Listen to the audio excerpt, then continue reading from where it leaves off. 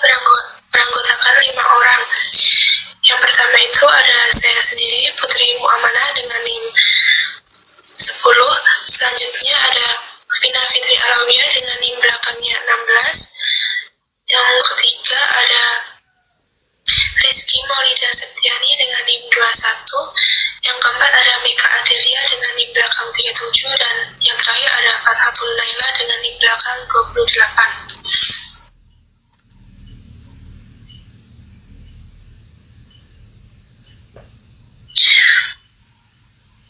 Hari ini saya ingin memperkenalkan buku hidup Indonesia, sebuah usaha sosial komersial inovatif di bidang literasi dan pendidikan. Kami berdiri di tahun 2026.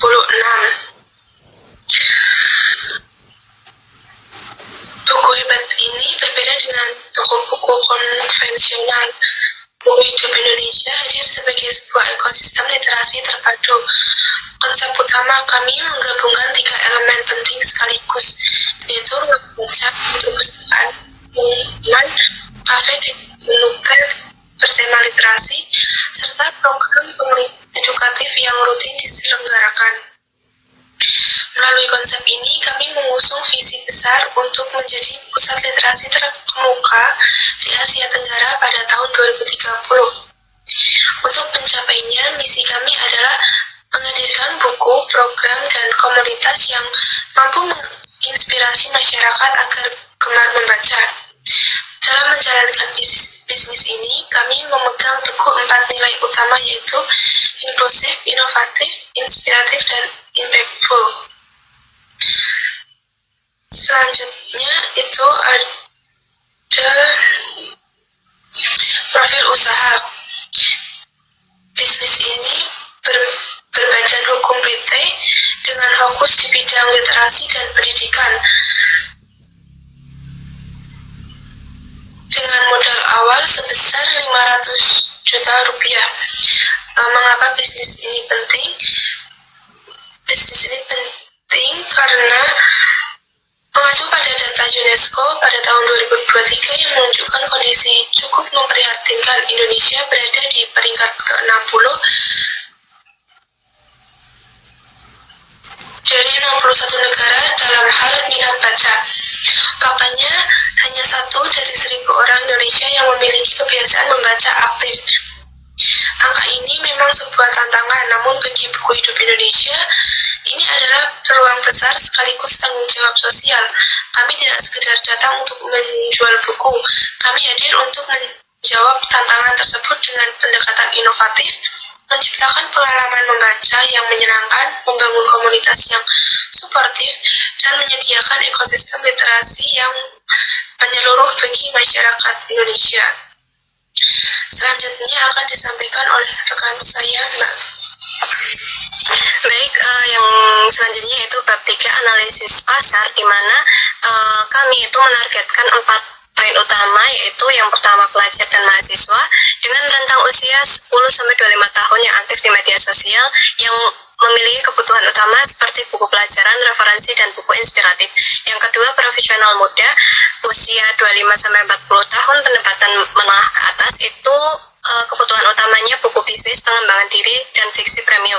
Yang ketiga, orang tua memiliki anak usia 0-12 tahun, itu kebutuhan utamanya buku anak, panduan parenting, dan literasi dini.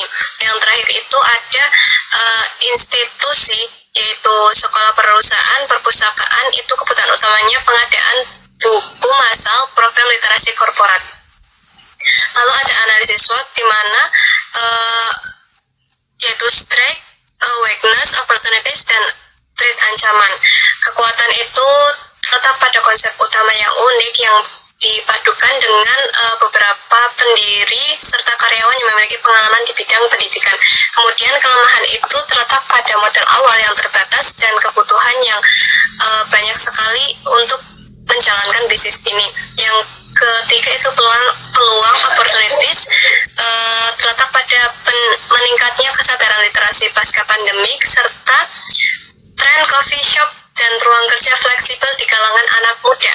Dan yang keempat, ancaman, yaitu threats, itu terletak pada persaingan dari platform digital yang sudah besar seperti Gramedia dan iPusnas, serta inflasi harga kertas dan biaya produksi buku.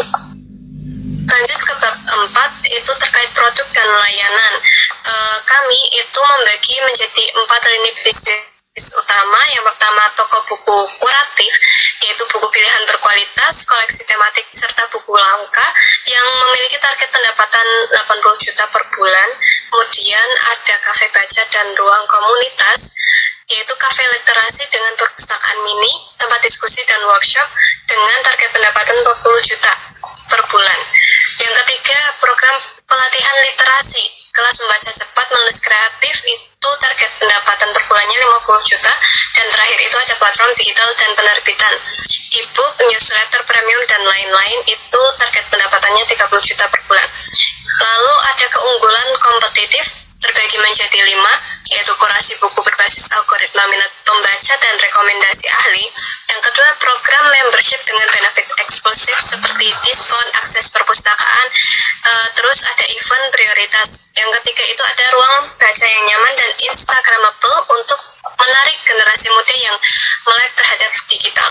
Yang keempat, kolaborasi dengan penulis, penerbit, serta komunitas literasi lokal. Dan yang terakhir itu layanan pengiriman buku berlangganan seperti book subscription box. Saya serahkan ke pemateri selanjutnya. Lalu di bagian kelima ada strategi pemasaran. Jadi di kelompok kami mengaturkan strategi dengan 4P, yaitu yang pertama produk, menggunakan strategi kurasi buku berkualitas, program literasi eksklusif, membership premium, dan terakhir itu konten digital. Yang kedua itu ada price, strateginya harga kompetitif untuk buku, lalu paket pelatihan seharga 200.000 hingga 1,5 juta, dan yang terakhir ada membership seharga 99.000 per bulannya.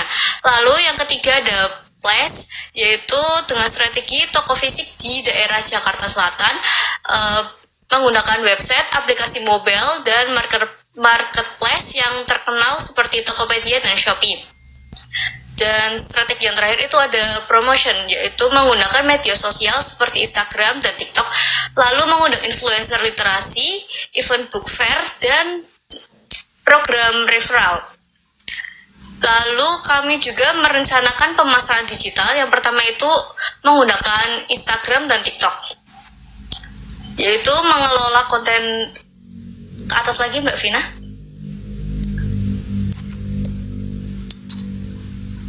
Lanjut, konten video resensi buku menggunakan tagar challenge membaca, behind the scene, atau event recap, dan video edukatif yang wajib dibaca.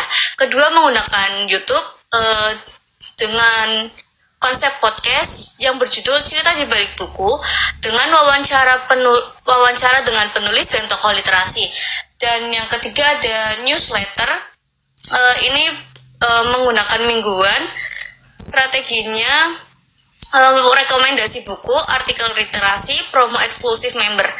Keempat ada kolaborasi dengan micro-influencer di dunia buku seperti BookTok dan Bookstagram. Yang terakhir ada program CSR, yaitu mendonasikan buku ke daerah 3T bersama setiap pembelian. Yang keenam itu merencanakan operasional. Kami menggunakan struktur organisasi. Yang pertama itu ada direktur utama, ditempati oleh 1 orang dengan tanggung jawab strategi, visi, dan pengembangan bisnis. Kedua, manajer operasional, diisi 1 orang dengan tanggung jawab koordinasi operasional harian. Lalu ketiga, manajer pemasaran, diisi 1 orang, tugasnya itu membranding media sosial dan promosi. Yang ketiga, manajer keuangan, diisi 1 orang, merencanakan anggaran dan laporan keuangan. Lalu kurator buku, diisi 2 orang, yaitu menyeleksi dan pengadaan buku. Instruktur literasi diisi 3 orang dengan mengajar program pelatihan. Lalu staf toko dan barista diisi 4 orang dengan tugas pelayanan pelanggan, lalu kasir kafe. Yang terakhir itu ada pengembangan digital, diisi 1 orang, tugasnya sebagai penanggung jawab platform digital dan konten online. Lalu yang poin selanjutnya itu ada lokasi dan fasilitas. Untuk ruang itu kami berada di 300 meter persegi di area strategis daerah Jakarta Selatan yang dekat kampus ataupun pusat bisnis. Lalu toko buku berluaskan 100 meter persegi, diisi rak display, area konsultasi buku, dan sudut buku anak. Di area kafe baca berluaskan 120 meter persegi, berisi 40 kursi, ada perpustakaan mini dengan 500 lebih judul, dan ada area diskusi, serta ruang kelas berluaskan 80 meter persegi dengan kapasitas 2 orang yang dilengkapi dengan proyektor dan papan tulis. Selanjutnya akan dilanjutkan oleh pemateri berikutnya. Oke, baik, masuk ke bab 7 yaitu tentang proyeksi keuangan. Yang pertama ada investasi awal. Nah, komponen investasi ini ada beberapa. Yang pertama renovasi dan juga desain interior toko dan juga kafenya. Lalu yang kedua ada stok buku awal, itu sekitar 2000 judul kita investasikan. Lalu ada peralatan kafe seperti mesin kopi dan juga peralatan dapur lainnya. Lalu ada peralatan kelas dan furnitur. Lalu ada pengembangan website dan juga aplikasi, ada biaya perizinan dan juga legalitas, dan yang terakhir ada modal kerja 3 bulan pertama. Nah, kalau di total investasi awalnya itu sekitar 500 juta rupiah. Yang kedua itu ada proyeksi pendapatan dan juga pengeluaran per bulannya. Nah, yang pertama itu ada pendapatan toko buku. Nah, di tahun pertama itu sekitar 80 juta, lalu di tahun kedua 110 juta, tahun ketiga itu 150 juta. Nah, untuk pendapatan kafe bacanya itu di tahun pertama 40 juta, tahun kedua 55 juta, dan tahun ketiga itu 70 juta. Lalu untuk program pelatihan itu yang tahun pertama 50 juta, tahun kedua 75 juta, dan untuk tahun ketiga itu 1 juta. Lalu yang terakhir itu ada platform digital, itu untuk tahun pertama 30 juta, tahun kedua 30 juta, dan juga tahun ketiga itu 80 juta. Nah, jadi total pendapatannya itu di tahun pertama 200 juta rupiah, di tahun kedua 290 juta rupiah, dan di tahun ketiga itu 400 juta rupiah. Jadi total biaya operasionalnya itu 150 juta untuk tahun pertama, 190 juta untuk tahun kedua, dan juga 250 untuk tahun ketiga. Jadi laba bersihnya itu yang pertama 50 juta, yang kedua 95 juta, dan yang ketiga itu 150 juta. Lalu ke titik impas. Nah, jadi berdasarkan proyeksi keuangan, buku hidup Indonesia ini diperkirakan mencapai titik impas atau BEP pada bulan ke-10 operasional.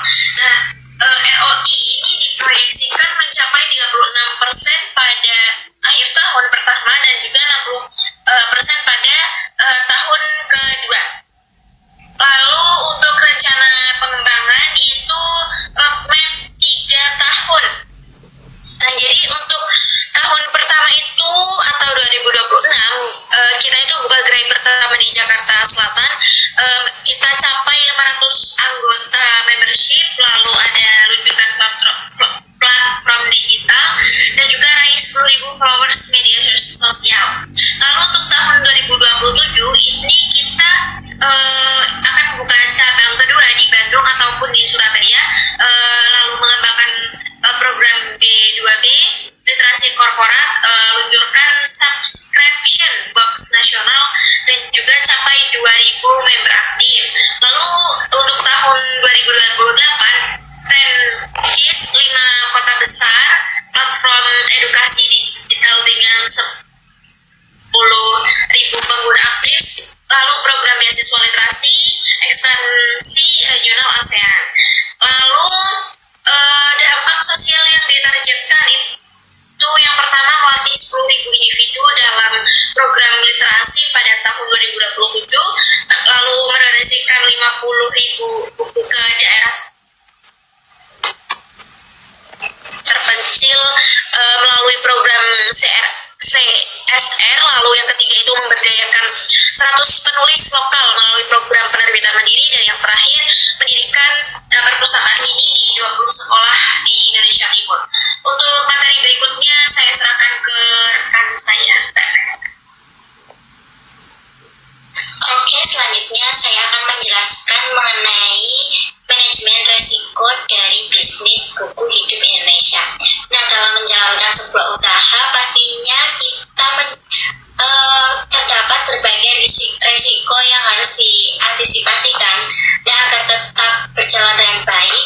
Di sini kami telah mengidentifikasi beberapa risiko utama beserta tingkat probabilitas, dampak, dan strategi mitigasinya. Nah, resiko yang pertama adalah penjualan buku yang tidak mencapai target. Di sini resiko ini memiliki probabilitas sedang, namun dampaknya tinggi terhadap pendapatan perusahaan. Untuk mengatasinya, kami di sini melakukan diversifikasi produk seperti menjual merchandise, terus membuka kelas literasi, serta mengadakan event secara rutin agar sumber pendapatan tidak hanya bergantung pada penjualan buku. Lalu risiko yang kedua ada persaingan dari platform e-commerce. Dan risiko ini memiliki probabilitas tinggi dengan dampak sedang. Nah, strategi kami adalah memberikan pengalaman yang tidak dapat diperoleh melalui toko online seperti kegiatan komunitas, diskusi buku, workshop, dan pelayanan yang lebih personal kepada pelanggan. Lalu risiko yang ketiga yaitu kenaikan harga sewa lokasi usaha. Nah, risiko ini memiliki probabilitas dan dampak yang sama-sama berada pada tingkat sedang. Mitigasi yang dilakukan adalah menjalin kontrak sewa jangka panjang atau mempertimbangkan opsi berbagai lokasi usaha apabila kondisi keuangan sudah memungkinkan. Lalu resiko yang keempat adalah kesulitan dalam merekrut instruktur atau mentor literasi. Nah, walaupun probabilitasnya rendah, dampaknya cukup tinggi terhadap program pelatihan. Solusinya adalah menjalin kemitraan dengan kampus, komunitas literasi, serta para profesional yang memiliki kompetensi di bidang pendidikan. Lalu risiko yang terakhir adalah gangguan ekonomi makro, seperti inflasi atau penurunan daya beli masyarakat. Nah, risiko ini memiliki probabilitas rendah, tetapi berdampak tinggi terhadap operasional bisnis. Nah, karena itu perusahaan akan menyiapkan dana cadangan yang mampu membiayai operasional minimal selama 3 bulan sehingga bisnis tetap dapat berjalan dalam kondisi yang tidak menentu. Nah, dengan adanya manajemen risiko ini, kami ini berharap setiap potensi hambatan dapat diantisipasi sejak awal sehingga keberlangsungan bisnis tetap terjaga.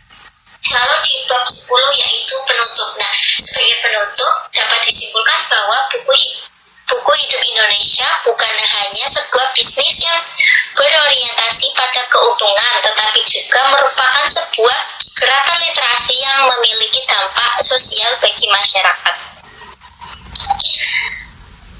Nah, sebagaimana moto kami yaitu sebuah buku yang baik adalah teman terbaik yang bisa kamu miliki. Baik, sekian, terima kasih. Saya kembalikan ke moderator. Baik, itu saja yang dapat kelompok kami sampaikan. Mohon maaf apabila masih banyak kekurangan ataupun kesalahan. Wassalamualaikum warahmatullahi wabarakatuh. Waalaikumsalam warahmatullahi wabarakatuh.